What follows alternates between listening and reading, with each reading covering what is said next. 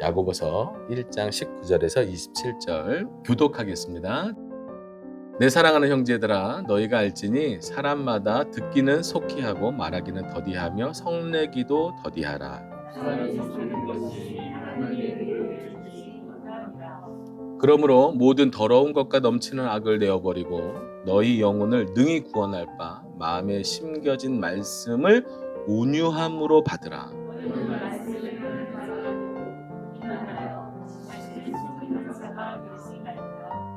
누구든지 말씀을 듣고 행하지 아니하면 그는 거울로 자기의 생긴 얼굴을 보는 사람과 같아서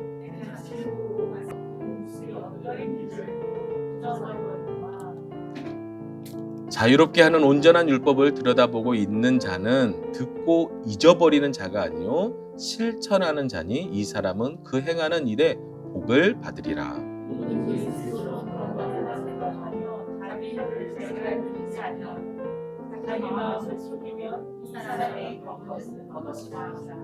하나님 아버지 앞에서 정결하고 더러움이 없는 경건은 곧 고아와 과부를 그 환난 중에 돌보고 또 자기를 지켜 새 속에 물들지 아니하는 그것이니라. 아멘.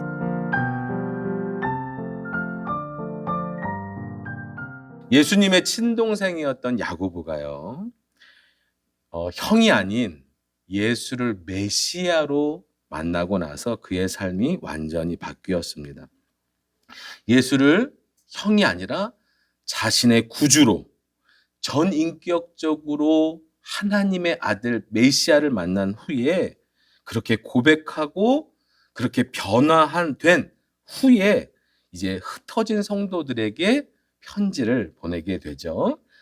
진실한 믿음에 대한 첫 번째 주제는 시험이었어요. 시험. 그죠? 기억하시나요? 시험에 관한 것이었어요. 유대인들의 박해, 로마의 정치적, 경제적 압박, 어쩔 수 없이 그 시대를 살아가는 성도들에게 시험은 너무나도 당연한 것이었고 불시험조차도 이상한 것으로 여기면 안 됐던 그 삶은 역시 우리들에게도 마찬가지죠. 당연한 것으로 여기며 살아가야 되는데요. 야고보가 첫 번째로 던졌던 그 시험이 외부적 시험이었다면 오늘은 내부적 시험에 관한 이야기입니다. 야고보가 두 번째로 꺼내든 주제는 바로 순종입니다. 지난주에 주중에 젊은 개척교회 목회자 부부를 만났습니다. 저희가 늦게 개척을 했고 저희도 도움을 줄 수 있는 그런 실력도 아닌데 같은 길을 가는 그 마음이 있잖아요. 서로 공감되고 같이 눈물 나고 같이 마음 졸이며 애탈 수 있는 그 마음으로 같이 듣고 그리고 저희에게 주셨던 은혜들을 같이 좀 나누고 제가 애썼던 마음들을 하나님 앞에서 몸부림쳤던 것들을 같이 나누면서 이렇게 시간을 한 3시간가량 보냈는데요. 사실 나이도 다르고요. 목회적 경험도 다르고요. 성향도 달라요. 어떻게 같을 수 있겠어요? 가진 자원도 다릅니다. 함께하는 동역자, 모든 것이 다르기 때문에 저의 어떤 경험적 겉면이 그분에게 얼마나 많은 도움이 될지는 모르겠어요. 저뿐만이 아니라 수많은 선배들과 그 길을 가신 분들이 알려준다고 해도 현실에서 경험돼야 될 것들은 생각보다 거리감이 많죠. 마치 이런 것과 같아요. 드립으로 내려먹는 커피도 레시피가 있습니다. 누구는 1분 30초 안에 끝내라. 누구는 2분 30초 안에 끝내라. 3분은 넘기지 말아라. 어떤 분들은 3분을 넘겨도 괜찮다. 자기만의 여러 가지 노하우와 방법들이 있어요. 그 레시피가 각자에게 맞는 여러 가지의 그 매뉴얼로 자기 안의 노하우로 이렇게 농축되어 있는 레시피들이거든요.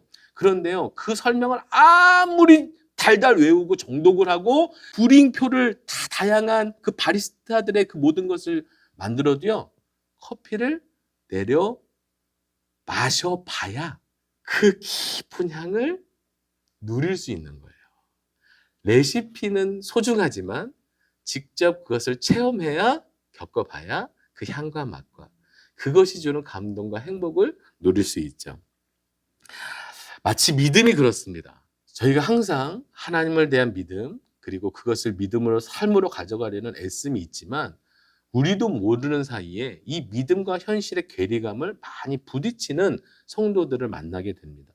그러니까 믿음은 비현실적이라고 마음에 선을 그어놓고 교회에서는 믿음이지만 현실은 내 방법, 내 경험, 내 노하우로 살아가려고 하는 성도님들을 만나게 되죠. 어떻게 여기냐면 하나님에 관한 지식은 풍성해요. 그런데 하나님에 대하여는 몰라요. 커피에 관하여는 잘 알아요.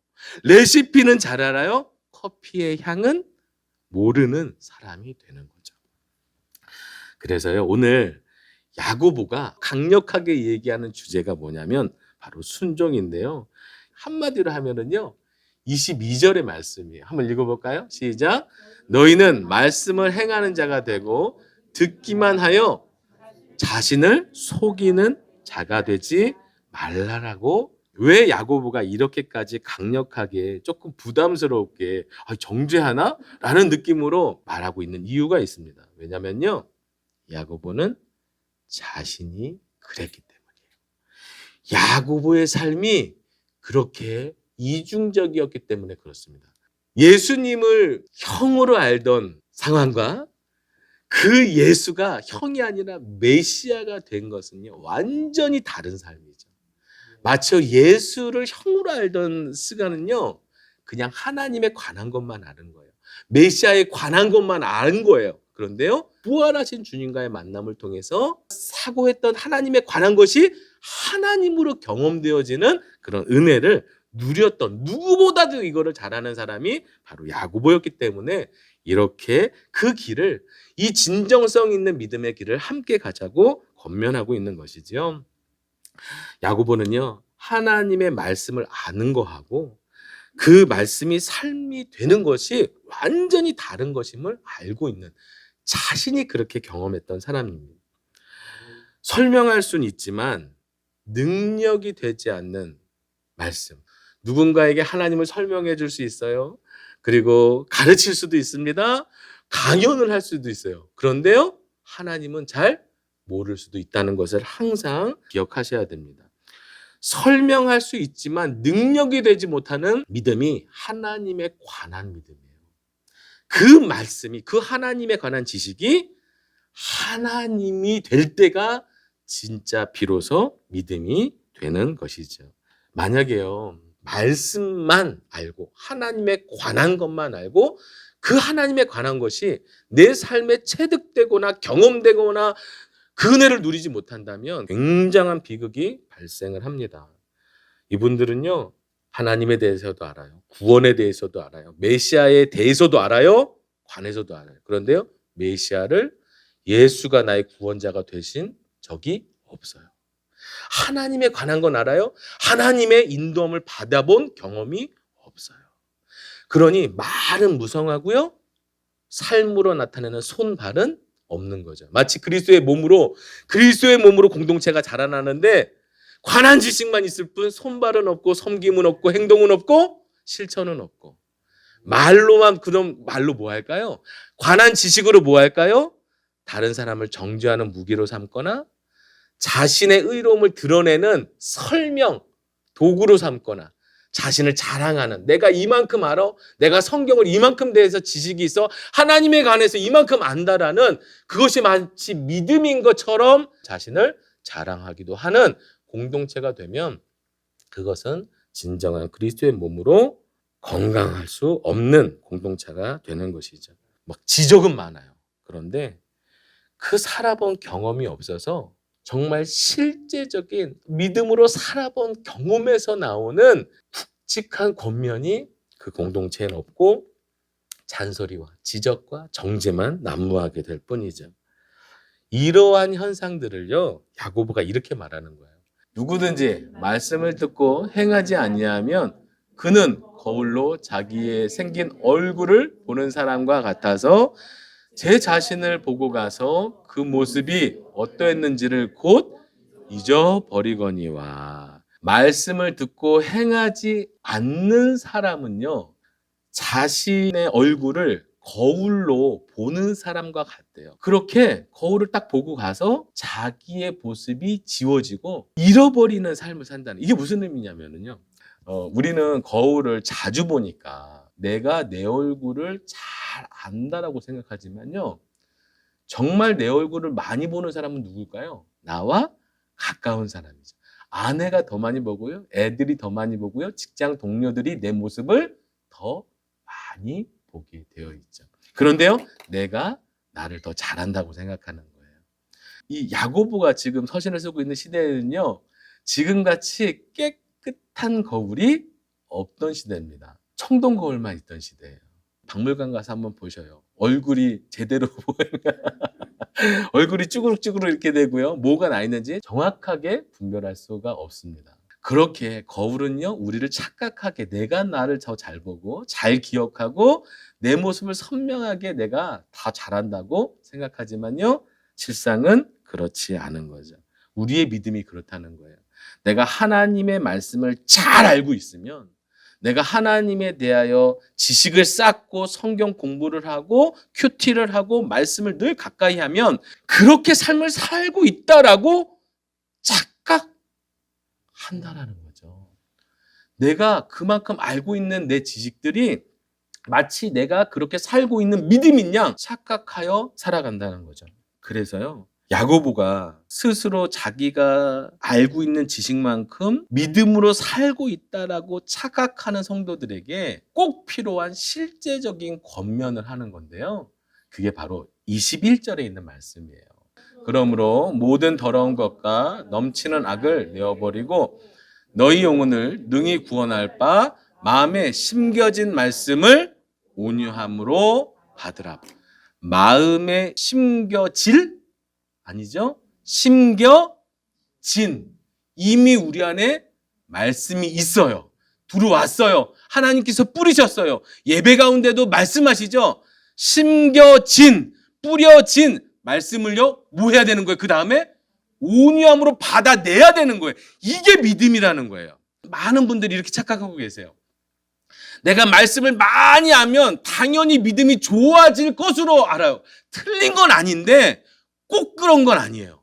말씀을 많이 한다라고 절대로 믿음이 좋아지는 것이 무조건적은 아니라는 거예요. 심겨진 후에 그 말씀을 내 삶으로 온유함으로 받아내야 그게 진짜 믿음이 되는 거라고 오늘 야고보는 권면을 하고 있는데요. 여기서 온유함은요, 성품적 온유함이 아닙니다. 야고보가 말하는 온유함은요, 주인 앞에 길들여지는 말과 같은 마음의 상태를 말해요. 야생마가 있습니다. 이 야생마는 힘도 세고 활기차고 와 갖고 싶다라는 이런 말의 그 느낌이 있을 거잖아요. 그런데요, 길들여지지 않은 말은 그 안에 수많은 능력과 힘과 활력과 좋은 기질을 갖고 있으면서도 그것이 주인에게는 아무 도움도 능력도 주인이 원하는 대로 뭐가 아무것도 되지 않는 거죠. 그런데요, 그 야생마가 잘 길들여져서 안장을 올릴 수 있고 고삐를 주인에게 맡겨질 수 있다면, 그래서 순종하는 말이 된다면 주인의 손에 붙잡힌 말이 되어서 주인이 원하는 대로, 주인이 뜻대로 말이 쓰임받을 수 있는 상태가 되는 것, 이것을 야고보가 말하는 온유함의 의미라는 거예요. 이 야고보가 말하는 온유함은요, 말씀을 계산하거나 말씀을 이건 비현실적이야 라고 내 경험으로 계산하는 것이 아니고요, 주인이 하신 말씀을 순종하며 살아내며 내가 그 말씀 안에서 삶으로 길들여지려는 마음의 영적인 상태를 말하는 거예요. 그러니까 직선적으로 말하면요, 그 말씀에 순종하겠다라는 적극적인 믿음의 태도를 말하는 것이죠. 예수님께서도요, 그렇게 말씀하셨어요. 누가복음 8장 15절에요. 말씀이 밭에 뿌려지는데 착하고 좋은 마음이어야 30배, 60배, 100배 결실을 맺는다고 하시잖아요. 이 착하고 좋은 마음을 야고보는 온유함으로 받으라고 이야기하고 있는 것이죠. 예수님께서 책망하신 사람들이 성경에 보면 나오죠. 그들은요, 성경의 지식을 몰라서가 아닙니다. 그들은 바리새인들이었고 율법 학자들이었고 성경을 날마다 기록하는 서기관들이었어요. 누구보다 하나님에 관한 지식에 풍성한 실력자들이었습니다. 하나님에 관한 지식을 두 번째라고 하면 서러울 사람들이었지만 예수님은요, 그 사람들에 대해서 책망하셨지요. 왜냐하면 그들이 하나님에 관한 지식으로는 풍성할지 모르지만 하나님을 몰랐기 때문입니다. 왜? 그 말씀을 삶으로 겪으며 순종하며 살아내려는 애씀이 없었기 때문이죠. 저는 큐티를 굉장히 소중하게 생각하는 목사인데요. 제가 소망하기는 저희가 함께 예배하다가 한 마음이 되고 하나님 앞에 진정성 있는 어떤 믿음의 삶을 살아가기 위해서 하나님을 아는 것도 중요하구나 라고 생각해서 함께 큐티를 시작하게 되고 그 말씀을 상고하고 자의적 해석이 아닌 하나님의 그 성경 안에 담아놓은 본질을 이 시대로 끌고 와서 내 삶에 적용하면서 온유한 마음으로 받아내는 그 말씀을 개인적, 실천적, 구체적으로 적용하면서 하나님의 뜻을 이뤄가는 그 삶을 함께 살고 싶은 소망이 있는데요. 가장 어려운 게 뭔지 아세요? 큐티에서요? 바로 적용입니다. 적용. 이렇게 적용을 해요. 큐티를 너무너무 잘했어요. 자의적 해석이 없어요. 진짜 성경이 하나님께서 말씀하시고 싶은 그 본질 그대로 잘 정돈해가지고 글을 써서 오늘 주신 말씀이 이런 의미구나를 다 깨달았어요. 근데 마지막에 그래서 오늘 예배를 잘 드려야 되겠다. 끝. 그래서 기도하는 삶을 살아야 되겠다. 끝. 그래서 전도해야 되겠다. 끝. 네. 뭐가 문제인지 아시겠어요? 그렇게 예배를 잘 드리고 기도하는 자리로 나아가고 생명을 살리려는 애씀이 나쁘다는 걸 말하는 게 아니고요. 그렇게 결단한 것이 그냥 휴지 조각에 글이 되는 경우가 많다는 거죠. 이거를 느낌적 적용이라고 그래요. 마음은 하나님 앞에서 은혜 받았어요. 말씀의 깨달음 얻어 너무 좋아요. 그런데요, 그 말씀이 삶이 되려면 어떤 노력이 필요하냐면 구체적이고 계획적이고 나 자신을 체크해 가면서 그 시간을 바꾸려는, 그 태도를 바꾸려는, 예를 들면 이런 거죠. 학교에 지각하는 아이가 지각하지 않기 위해서는 일찍 일어나야 되겠다가 적용이 아닙니다. 일찍 자야 되겠다가 적용인데요. 이것도 잘못됐어요. 자기가 12시에 자는 게 일찍이냐? 아니에요. 자기가 아침에 일어날 수 있는 시간을 정해서 자는 것이 적용입니다. 온유함으로 받으라는 말씀은 곧 그런 거예요. 내가 그렇게 말씀을 알고 있으니까, 그렇게 느꼈으니까, 그렇게 마음으로 살포시 결단했으니까 그렇게 살고 있을 거라고 착각하면 안 된다는 거예요.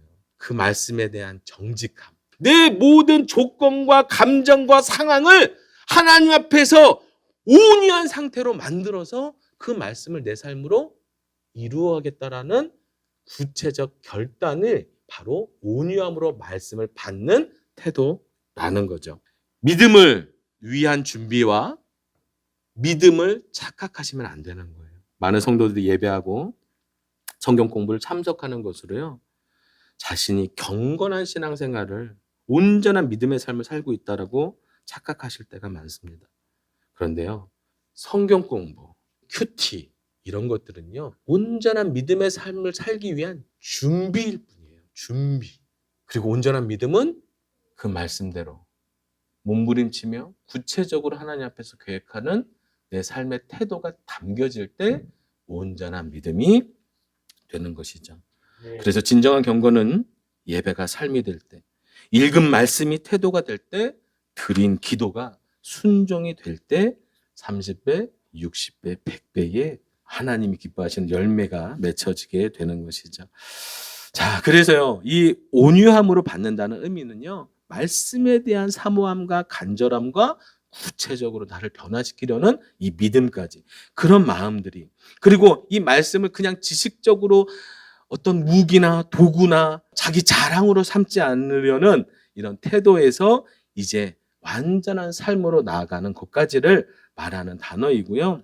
자, 이렇게 온유함으로 말씀을 받으라에 대한 구체적인 지침을 이미 야고보가 사실은 말했었어요. 이 앞절인데요. 읽겠습니다. 시작. 내 사랑하는 형제들아, 너희가 알지니 사람마다 듣기는 속히 하고 말하기는 더디하며 성내기도 더디하라.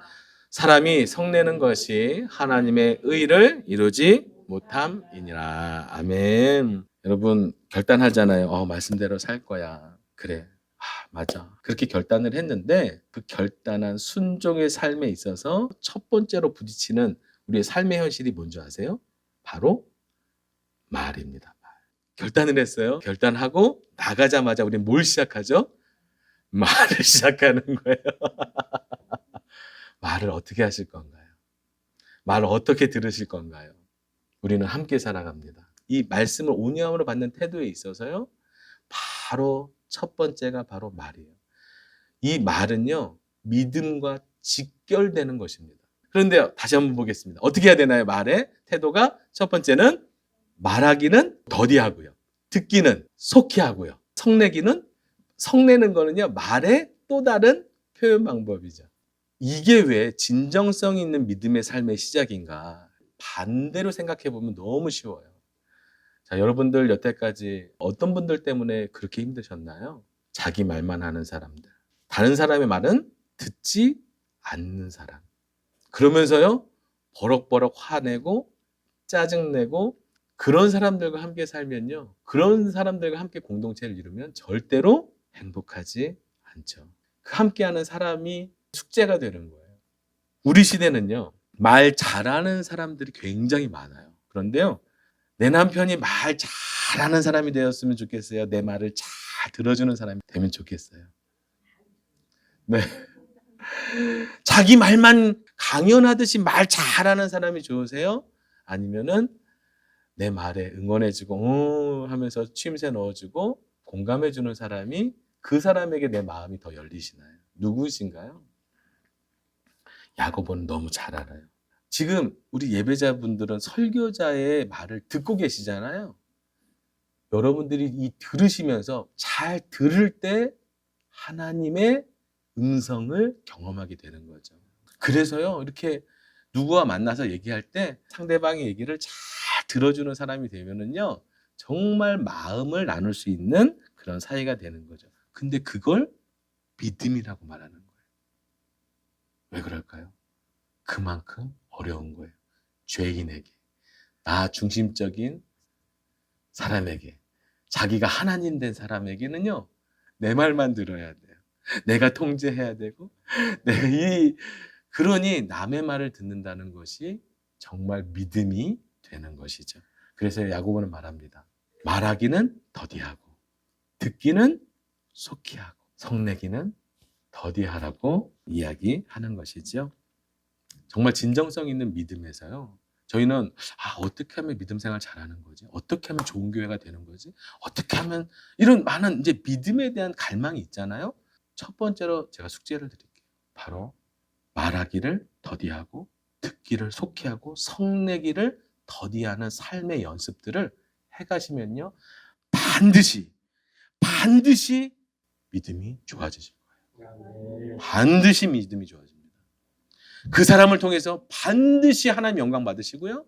반드시 그 사람을 사용하셔서 하나님의 일을 이루어 가십니다. 그 사람은요. 하나님의 말씀도 잘 들어요. 자, 마지막입니다. 자, 이렇게 온유한 마음으로 말씀을 받고 실천하면서 말하기를 더디하고 듣기는 속히 하고 성내기를 더디하면서 하나님의 의를 이루어 가는데요. 이렇게 살아가는 사람들에게 주시는 복을 야고보는 두 가지를 말하고 있습니다. 25절 같이 읽어볼까요? 시작. 자유롭게 하는 온전한 율법을 들여다보고 있는 자는 듣고 잊어버리는 자가 아니요 실천하는 자니 이 사람은 그 행하는 일에 복을 받으리라. 간단하게 말씀드릴게요. 자유함이 있다는 거예요. 자유함이. 유대인들은요. 율법으로 구원을 받았습니다. 그렇죠. 율법을 지켜내기 위하여 그들은 율법이 기쁨이 아니라 억압된 강제적인 강요에 의하여 힘들게 살아내야 하는 숙제가 있었어요. 그런데요. 이제 더 이상 율법이 구원의 도구가 아니라 복음 안에 구원받은 자의 기쁨으로 행할 수 있는 지침 매뉴얼이 된 거예요. 더 이상 그것으로 우리를 정죄하지 않습니다. 그것으로 우리를 판단하지 않아요. 그러나 그 삶의 율법의 방향, 그 율법의 정신, 하나님의 마음이 담겨져 있는 그 매뉴얼을 보고 우리가 삶을 그 온유한 마음으로 받아내며 삶에 조금이라도 적용하며 실천하며 가할 때 그 율법의 자유함이 있는 거예요. 예를 들면 이런 거죠. 갑자기 저희 둘째가 무선 청소기를 들어요. 그리고 막 청소를 하는 거예요. 그런데요, 이것이요, 엄마가 야, 너 엄마가 해주는 밥 먹으면서 청소도 안 해. 이렇게 어지럽히고 청소해 라고 하면 이게 뭐가 돼요? 엄마의 아들이 되기 위한 조건의 율법이 되는 거예요. 그런데요, 이 아이가 방향을 알아요. 우리가 함께 살아가는 가족이 청소도 필요하고 정리도 필요하다는 걸 깨달았어요. 그래서 엄마가 시키지 않았는데 청소도 하고 빨래도 개요. 그럴 때 우리 시연이 표현의 얼굴은요, 이 얼굴이 드러나요. 뭐죠? 그 빨래를 개고 청소를 하는 불편함이 아니고요, 그 방향, 그 길로 걸어가는 자에게 주시는, 순종하는 자에게 주시는 은혜와 기쁨, 뿌듯함, 당당함, 자신감, 엄마가 행복해할, 기뻐할 것에 대한 만족, 이 모든 것이 율법 안에 있는 거예요. 그러니까 율법을 율법으로 대하시면 안 되고요, 율법을 우리에게 주신 축복으로 여기시는 거예요. 야고보가 말하고 있는 이 율법은 곧 자유롭게 하는 온전한 율법이라고 지금 말하는 거예요. 우리에게 있어서요, 구원받기 위하여 우리가 더 이상 뭐 해야 될 것이 아무것도 없습니다. 아무것도 없어요. 이제 여러분들 삶 속에 말씀을 알아서, 말씀을 깨달아서 하나님에 관한 지식을 가지고 자유함으로, 기쁨으로 예배하시고, 기쁨으로 드리시고, 기쁨으로 겪어내시고, 기쁨으로 하나님의 그 방향과 원하시는 삶을 내가 살아낼 때, 그 살아낸 사람들에게, 그것을 겪는 기꺼이 그 길을 가는 사람들에게 하나님의 그 억압이 아니라, 의무와 책임이 아니라 완전한 자유를 허락하시는 거죠. 집을 떠나는 게 자유가 아니에요. 그 집에서 엄마와 함께 살면서 엄마가 원하는 일들을 함께 하고 함께 하는 것이 진정한 자유이죠. 이것이 야고보가 말하는 진정한 순종하는 자에게 주시는 축복, 자유함, 담대함, 당당함, 기쁨, 이것을 말하고 있는 거고요. 두 번째는요, 끝부분에 나오죠.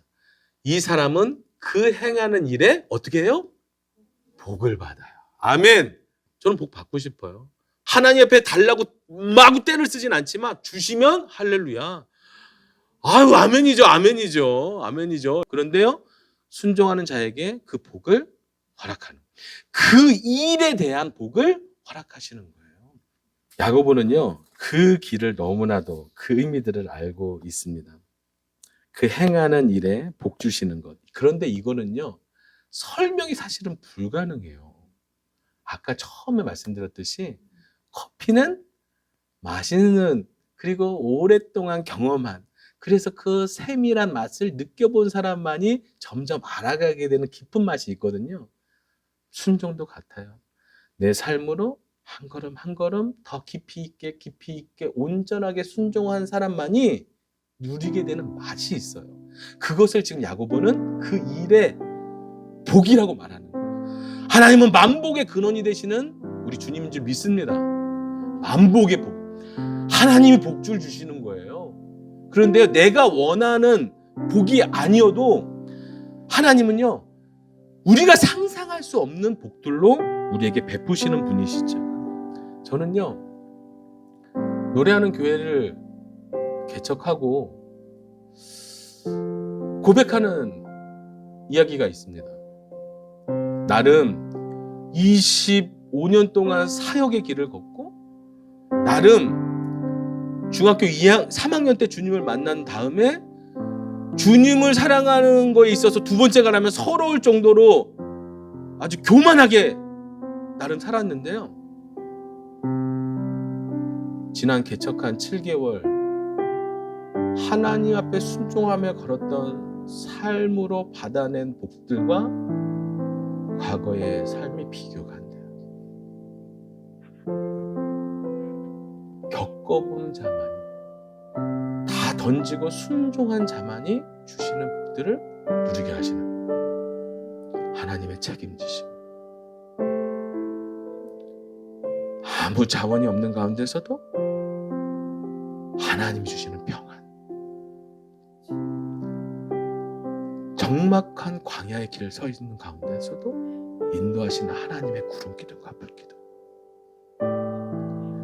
내 마음의 중심의 성막의 중심에 계시는 그 하나님을 향하여 예배할 뿐인데 하나님은 입히시고 먹이시고 구름 기둥과 불 기둥으로 인도하실 뿐만이 아니라 그 척박한 먼지나는 아무것도 없는 광야에서도 그분이 주인이 하나님이 하나님 되심을 드러내시며 오늘 이 길을 가게 하시는 그 하나님을 면전에서 배우고 있습니다. 사랑하는 예배의 동역자 여러분, 믿음은요, 순종은 선택사항이 아니에요. 순종은 선택사항이 아니에요. 한 번도 그런 적이 없어요. 그러나 그 순종을 하나님은 우리에게 율법으로 요구하시지 않습니다. 복음의 기쁨으로, 무한한 사랑으로 오늘도 격려와 하나님의 무한한 위로하심으로 우리에게 격려하고 계시죠. 노래하는 교회는 꿈꿉니다. 야고보가 말하는 그 시험들, 야고보가 말하는 그 내면의 믿음과의 싸움, 세상과의 싸움, 유혹과의 싸움, 돈과의 싸움,